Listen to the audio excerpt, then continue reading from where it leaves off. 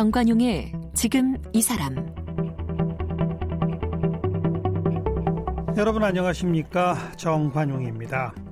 아프리카 남수단, 거기서 아낌없는 사랑과 의술을 베풀었던 그 다큐멘터리 올즈마 톤즈의 주인공 고 이태석 신부님, 여러분 기억하시죠? 오늘이 이태석 신부님 선종 10주기 되는 날이에요.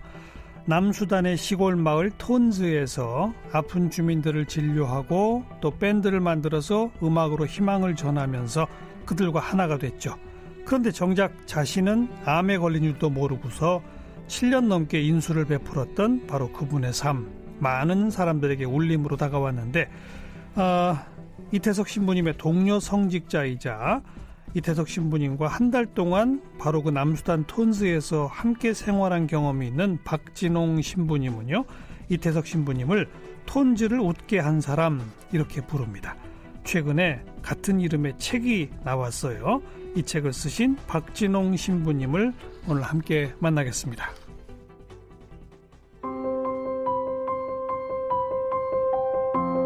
박진홍 신부는 1994년 대전 가톨릭대학교에 입학해 2001년 사제품을 받았고요.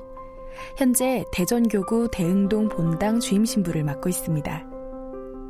2004년 중앙대학교 사회개발대학원 청소년학과에 들어가면서 서울 대림동에 있는 살레시오 수도회에서 지냈고요. 이때 톤즈에서 활동하던 이태석 신부님이 휴가를 나오면 같이 지냈습니다. 어느 날 톤즈에 오라는 이태석 신부님의 초대를 받아서 2006년 겨울방학을 이용해 톤즈에 다녀왔고요. 당시 톤즈에서 지낸 한 달을 기록으로 남겨 최근 저서 톤즈를 웃게 한 사람을 출간했습니다. 네, 박진홍 신부님 나오셨습니다. 어서 오십시오. 안녕하세요. 네, 수고 많으셨어요. 책 표시하느라고. 근데 이 책 정리하는데 10년이나 걸리셨어요?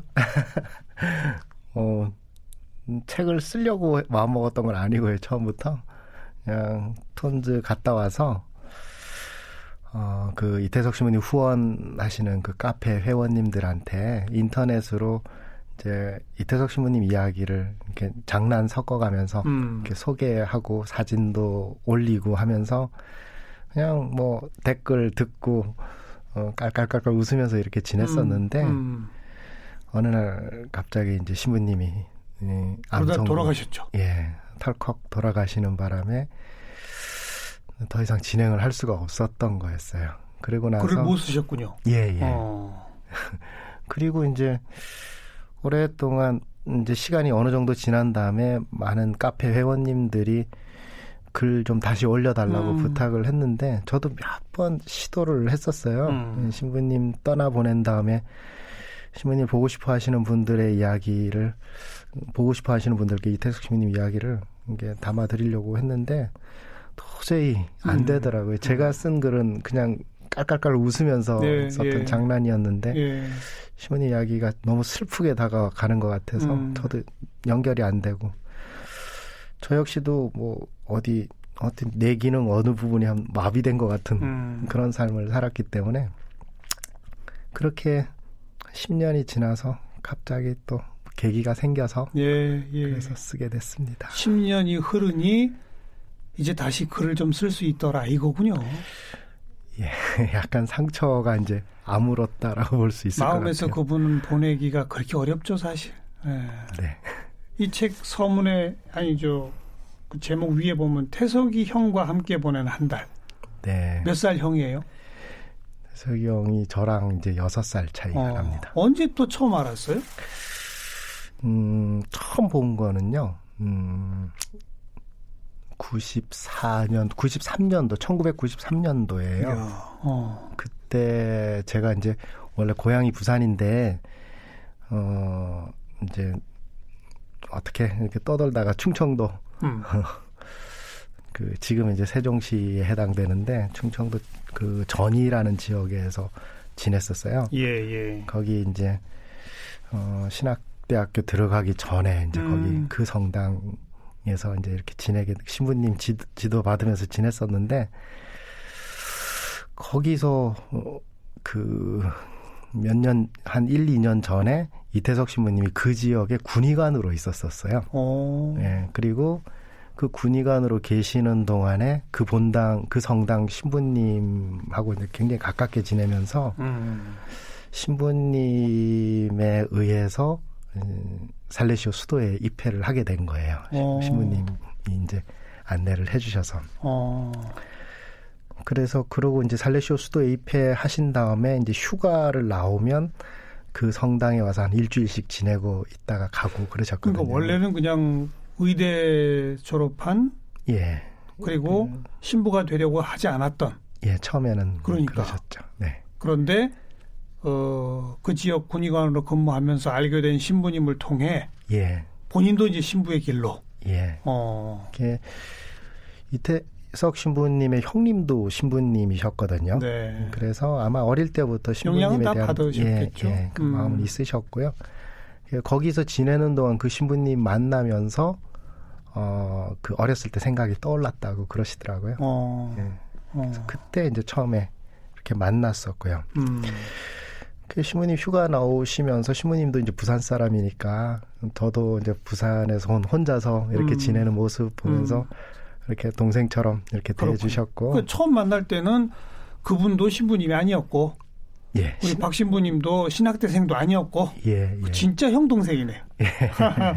우연히 알게 된. 네, 그렇습니다. 근데 그것도 우연이라고 하긴 좀 그런 게 있었는데요. 뭐 어떻게 또 그걸 처음에 알아보게 됐냐면요. 제가 고등학교 다니고 이럴 때 성당에서 이렇게 뭐 성탄 되면 이렇게 뭐 노래 발표회도 하고 그러는데 제 친구들하고 같이 불렀던 노래가 있었어요. 예.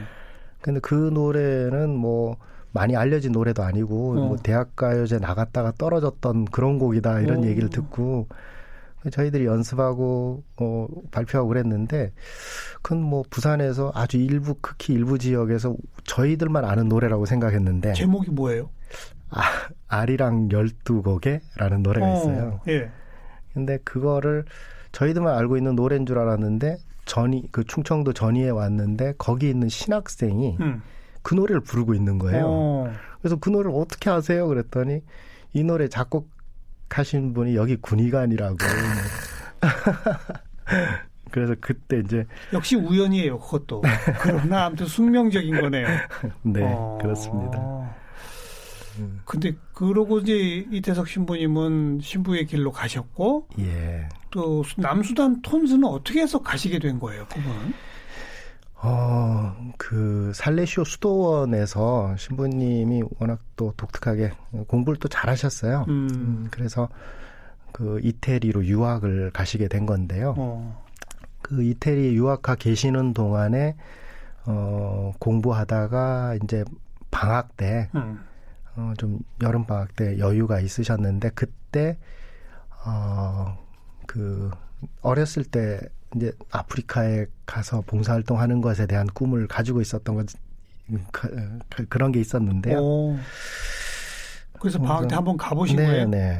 그 아프리카로 그때 처음 간 곳은 남수단이 아니었고 그 케냐의 나이로비로 가신 거예요. 거기 살레시오 수도회가 또 있거든요. 케냐 나이로비는 수도 아니에요? 네, 큰 도시죠. 도시입니다. 그러니까요. 그래서 가서 그 수도원에 들어가서 당신이 생각했던 아프리카가 아니다라고 생각하고 거기 있었는데 그때 마침 이제 남수단에 계시던 인도 신부님, 제임스 신부님이라는 분께서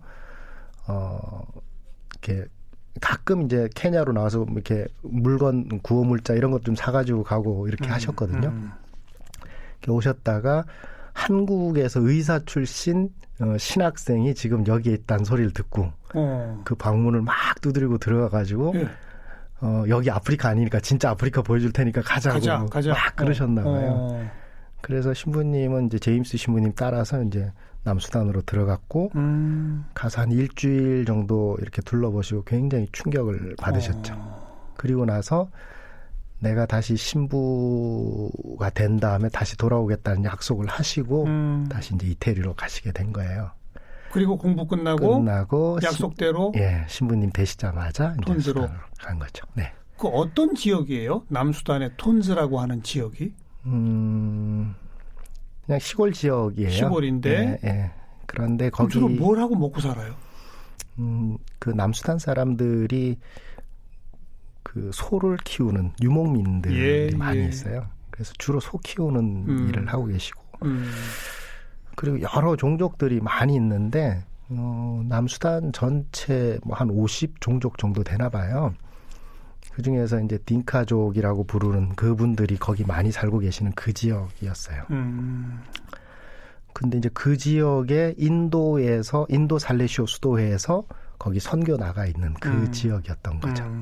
예, 거기를 한국 뭐 하고는 전혀 인연이 없었던. 예, 그렇습니다. 사실은. 인도 수도회에서 하고 있는 일에 한국 신부가 그냥 동참한 네. 이런 경우군요. 근데 이제 살레시오 수도원에서는 만약에 이제 선교를 가겠다라고 본인이 결정했을 때는 저도 들은 이야기인데 한국 총 책임자에게 허락받고 가는 것이 아니라 전 세계 총장님께 직접 편지 써서 나 어디 가고 싶어요라고 하면 이렇게 보내주신다고 그러더라고요. 예. 그 시골 지역이고 주로 소를 키운다. 뭐 종족 말씀하셨는데 그래도 아무튼 행정구역의 이름이 톤즈일 거 아니에요. 도시 이름이라고. 그죠? 예. 그러면 몇 개 마을이 이렇게 합해서 하나의 지역 이렇게 되는 거예요? 어떻게 되는 거예요? 제가 가서 본 느낌으로는 어떤 마을이라고 표현하기도 좀 애매한 그런 곳이어서 그냥 나무들이 잔뜩 있고 집이 몇 채 있는 그런 정도 수준이었어요. 띄엄띄엄 집이 있고. 띄엄띄엄. 예. 진짜 시골이군요. 네. 그리고 남수단이 정치적으로도 굉장히 불안하고. 제가 갔을 때가 2006년이었는데 2005년도까지 전쟁을 그러니까요. 했던 걸로 알고 있어요. 네. 그리고 이제 그 전쟁 끝났다고 해서 갑자기 평화가 찾아오는 건 아니고. 아니죠. 예. 갈등은 계속 잠복해 있는 거잖아요. 그렇죠. 그리고 뭐 집집마다 뭐 총 있는 곳들이 곳곳에 있고 군인들이 같이 살고 있고 그다음에 뭐 그거에 대한 어떤 치안이나 이런 문제는 전혀 뭐 그런 거에 대한 뭐 책임지는 분은 없었고. 없었어요? 예. 그러니 뭐 자기들끼리 종족 간에 좀 다툼이 있으면 바로 그냥 총을 쏘고 이러는 상황이 벌어지는 그런 것이었어요. 한 달 가 계셨죠? 예. 그래서 그 한 달 사이에도 총 쏘고 막 이런 일이 있었어요? 그럼요. 그래요? 많이 있었어요. 예. 그럼 그냥 총 쏜 게 아니라 총상 입은 사람들이 생길 거 아니에요? 예. 그냥 마을 간의 어떤 다툼 때문에 총상을 입어서 신부님을 찾아온 그런 환자들이 꽤 많았어요. 그거 한 달 사이에도? 예. 이야, 아주 정말 험악한 곳이네요. 예. 거기 근데 어떻게 해서 왜 가서 한 달 같이 계시게 됐어요? 그 이렇게 심각한 분위기에서 그 이유가 그렇게 진지하지 않아서 이상한데요. 그냥 휴가 나오셨을 때 신부님이 한국에 왔을 때 휴가 나왔을 때 저한테 장난을 대덕 신부님 늘 장난을 치셨던 분이시니까 니 와이를 살이 많이 찐노 이러면서 한 10kg 빼줄 테니까 온나 이제 그렇게 이야기가 됐어요. 그래서 진짜로 10kg 빠지냐고 거기 가면 그랬더니 확실하게 보장해 줄 테니까 일단 와라. 그래가지고 그냥 사실은 신부님 어떻게 사시는지 궁금하기도 했고 또 그런 체험에 대해서 한번 선교하시는 분들의 삶의 모습을 또 보고 싶기도 했고요. 그래서 그 장난 핑계 대고 이렇게 갔었어요. 그냥. 네. 10kg 빠졌어요? 10kg까지는 안 빠졌고요. 한 6kg 정도 빠졌어요. 뭐 때문에 그렇게 빠졌어요? 그 질문을 제가 신부님한테 했었거든요. 거기 가면 왜 살이 빠지는데? 일이 많아서 그런 거냐? 뭐냐? 예, 그 얘기를 했었어요. 일이 많아서 살이 빠지는 건가? 아니면 뭐 더워서 빠지는 거야? 아니면 뭐 때문에 살이 빠지는데? 이랬을 때 이태석 신부님 그 특유의 그 이렇게 무덤덤한 표정으로 하는 대답이 있거든요. 먹을 게 없다. 먹을 게 없다. 예. 그런데 가서 보니까 정말 그랬어요. 뭐 드셨어요? 생각나는 거는 뭐 빵 뭐 좀 먹었고요. 그다음에 빵의 질도 근데 좀 그렇죠. 좀 그랬고 딱딱하고 퍽퍽하고. 예, 주로 인도 신부님들이 드시는 거. 인도. 예, 뭐 이렇게 카레 이런 것도 드셨겠네. 카레가 우리가 상상하는 그런 카레가 아니더라고요. 김치찌개 막 쩔은 것 같은 그 느낌 주는 그런 걸 카레라고 그러더라고요, 거기서. 그래서 뭐 떡처럼 생긴 거 이렇게 해서 먹고 그렇게 했었어요. 그냥. 예. 근데 이제 제가 괜히 미안해서 그랬나? 일부러 이제 식사 전에 물을 좀 많이 마시고 혹시라도 좀 채워놓고 예. 그러면 거기까지 가는 데만도 참 힘들 것 같아요. 그 정도의 오지면. 그때는 정상적인 그 교통편이 없었어요. 그래서 한국에서 이제 가서 나이로비까지는 이제 정상적인 케냐 나이로비까지는 비행기 타고 있었죠. 가고. 예. 그다음에 나이로비에서 그 수단 경계 지역에 있는 로키초키요라는 그 지역이 있어요. 그 지역에 가면 이제 수단으로 들어가려고 하는 선교사들이 이제 모이기 시작해요. 그래서 어느 정도 모여서 어느 정도 경비행기 하나 보낼 정도 되겠다 싶으면 그 지역 주교님께서 지인을 통해서 이렇게 비행기를 보내주시면 이제 그걸 타고 들어가는 비행기가 마을버스 내리듯이 여기 내리고 저기 내리고 가는데 저는 한국에서 딱 출발해서 이태석 신부님 만날 때까지 한 일주일 걸렸어요. 네. 그래도 운이 좋아서 빨리 가신 거 아니에요? 많이 그 한인 공동체, 한인 천주교인 공동체 형제님들이 많이 도와주셨어요. 네. 네. 거기서 그러니까 의사하니까 총상 있고 뭐 병 걸리고 뭐 이런 환자들 돕는 일을 하셨을 거고. 예. 또 어떤 일들을 하셨어요? 신부님이 하시는 일은 정말 다양했거든요. 거기 학교를 세워서 직접 선생님으로 활동을 하셨고요. 그 언어가 돼요? 네. 그 지역이 영국에서 한번 점령을 한 적이 있었나 봐요. 그래서 영어가 좀 어느 정도 있었고, 그 다음에 아랍 지역에서 또 이렇게 해서 아랍어가 있고, 그 다음에 각 지역 언어들 있고, 그래서 여러 언어가 막 섞여 있는 그런 상황이었어요. 근데 신부님은 그 지역에 학교 다니는 아이들은 이제 영어를 중심으로 하고 있었고요.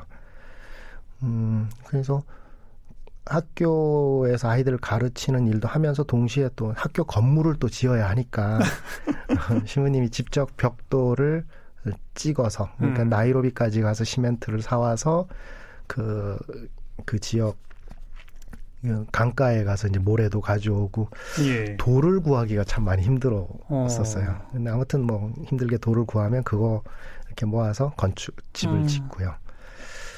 건물 짓는 일 했고, 그 다음에 이제 뭐 의사 활동했고, 그 다음에 신부님이 가장 좋아하는 이제 음악 활동. 예, 신부님 뭐 음악에 특별한 재능 가지고 계셨어요. 아리랑 12곡에 작곡할 정도의 실력 되시는 분이니까. 예. 그랬고. 근데 악기는 있어요? 악기는 그 한국에서 그 살레시오 수도원에 또 후원자들 통해서 악기를 그쪽으로 보냈죠. 보내서 뭐 있었어요? 브라스 밴드 악기들이 다 있었으니까요. 상당히 많이 갔군요. 예. 신부님이 브라스 밴드를 만들고 싶어 하셨었어요. 그러니까 지원이 됐네요. 예. 그럼 그 밴드 구성원들도 다 어린 아이들이에요? 아니면 성인들도 좀 있었어요? 다 보통 15, 16 뭐 이런 아이들 중심이었어요. 그래서 몇 명 정도?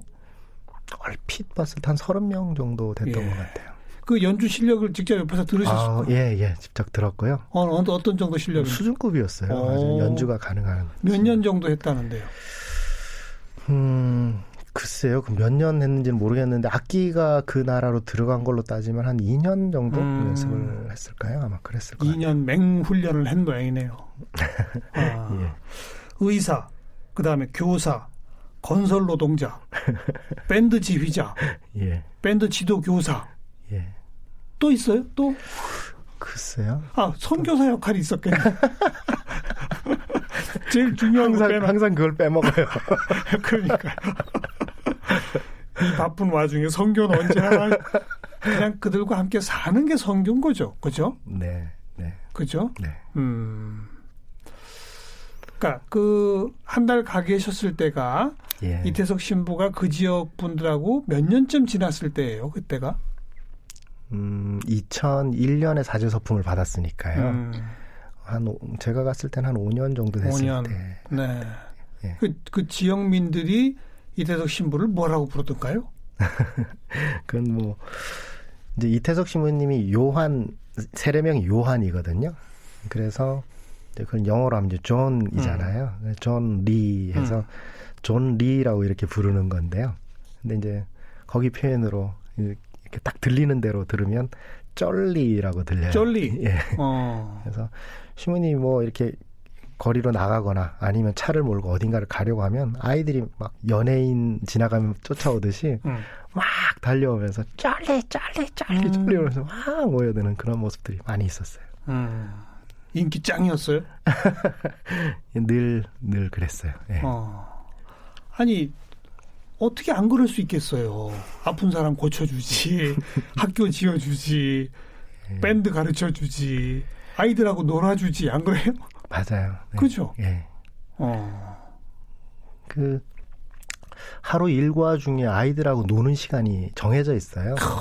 그래서 한 저녁 이렇게 낮에는 너무 햇빛이 뜨거워서 저는 온도계 재는 방법을 몰라서 그냥 땡볕에다 온도계를 놓은 적이 있었는데 그게 온도계가 60도까지 돼 있는 거더라고요. 근데 58도까지 올라가는 걸 보고 얼른 치웠는데 혹시 또 깨져서 혼날까 봐. 근데 그 정도로 뜨거웠기 때문에 낮에 정오 주변에는 못 놀고 좀 어느 정도 이제 해가 좀 기울려고 시작할 때 한 4시쯤 되면 이제 놀기 시작하거든요. 운동장으로 아이들이 들어와요. 그럼 시부님이 이제 축구공, 배구공, 뭐 농구공 이렇게 다 나눠주면 거기서 이제 아이들하고 같이 놀고요. 그거 끝나고 나서 이제 같이 모여서 기도하고 묵주기도를 하고 그다음 묵주기도 끝나고 나면 이제 살레시오 수도원에서 주로 전통적으로 하는 이제 아이들이 저녁에 집에 쉬기 전에 보나 노떼라고 그래가지고 좋은 밤 이런 뜻으로 어른이 좋은 이야기를 한마디씩 해주는 그런 전통이 있거든요. 살레시오 수도원 안에. 그래서 그 보나 노떼 시간에 이제 시부님 한 말씀 이렇게 아이들한테 해주고 그럼 아이들이 다 집으로 돌아가고 그다음에 이제 이태석 시부님하고 특별히 가깝게 지내는 학생들이 이제 어슬렁 시부님 이제 병원으로 찾아와요. 그때부터 걔들하고 또 이야기 나누고 그랬어요. 걔들은 이제 원래는 가서 자야 할 시간인데 네. 나머지 공부하려고 주로 이제 그 친구들이 브라스 밴드 멤버로 있던 친구들이었어요. 핵심 요원들이군요. 네. 거기서 그렇게 한 친구들 중에 우리나라 유학 와서 공부하고 있죠? 네, 그죠? 있습니다. 여럿 있나요? 지금 제가 확실하게 저하고 가깝게 친하게 지내는 친구는 2명이 지금 한국에 남아 있고요. 그 다음에 이태영 시부님, 이태석 시부님 형님께서 후원회를 만들어서 한국에 들어와서 공부한 친구가 2명이 있었는데 제가 알기로 1명은 돌아간 걸로 알고 있고요. 지금 여학생 1명 지금 남아 있는 걸로 알고 있고 또 그 전에 산티노라고 해서 그 한 친구 왔다가 공부 끝나고 돌아간 친구가 있고 그렇습니다. 그런 친구들이 이제 각자의 삶도 개척하지만 가서 또 그 지역을 새롭게 또 일구고 하는 그런 역할도 하겠죠. 그죠? 산티노 같은 경우에는 한국에서 충남대학교 토목과 나왔거든요. 지금 가서 건설회사에서 일하고 있어요. 자기가 회사 차린다고 그러던데. 어쨌든 이태석 교수가 짓던 학교 같은 거 이제 가서 지을지 않겠어요. 제대로 좀. 네, 아마 그럴 물어봤죠. 도대체 형은 왜 여기가 그렇게 좋아? 왜 여기에 이렇게 와야겠다고 생각했어? 라고 물어봤죠. 뭐라고 답하던가요? 그 질문은 사실은 뭐 제가 그렇게 아주 구체적으로 형 여기 왜 여기 오고 싶었어 이런 얘기를 한 건 아니고요. 그냥 신부님한테 당연히 선교 지역이니까 이렇게 오셔서 활동하셨던 거고요. 근데 많잖아요. 전 세계에. 왜 하필 거기였느냐 말이에요. 신부님의 꿈이 아프리카셨대요. 그래요. 예, 어릴 때부터 그런 꿈을 가지고 계셨더라고요. 또 아프리카라면 가급적 제일 힘든데 예, 예. 이러셨겠군요. 예, 가장 낮은 이들 있는 곳을 네. 찾아갔던 거죠, 네. 당신이. 벌써 돌아가신 지 10년 맞아서 지금 울즈마 톤즈 다큐멘터리 2편이 개봉을 했어요. 네. 이 2편은 어떤 내용입니까? 저 이제 시사회에 있어서 거기 초대받아서 갔었거든요. 사실 뭐 이태석 신부님 살아계실 때 촬영한 영상부는 없잖아요. 얼마 없고 제가 2006년도에 촬영해 왔던 거 그 자료하고 그 다음에 예전에 2003년도에 그 한민족 리포터라는 프로의 PD께서 가셔서 촬영해가지고 온 게 있었어요. 그분이 이번에 울지마 톤즈 2편 감독님이세요. 예. 강성옥 PD 그분이셨는데 영화를 보면서 느꼈던 것은 그 영화 속의 이태석 신부님과 실제 이태석 신부님이 많이 가까워졌다. 1편에 비해서 많이 가까워졌다는 느낌을 받았어요. 그럼 2편이 네. 진짜네요. 이태석 신부를 만나고 싶으면. 아, 진짜라고 이야기하면 1편 만드신 분. 아니, 뭐 이미 그건 오래됐으니까. 지금 2편이 개봉 중이니까 이걸 홍보해야 돼요. 알겠습니다. 네. 이태석 기념관도 문을 연다고요? 예. 오늘입니다. 14일, 예, 오늘입니다.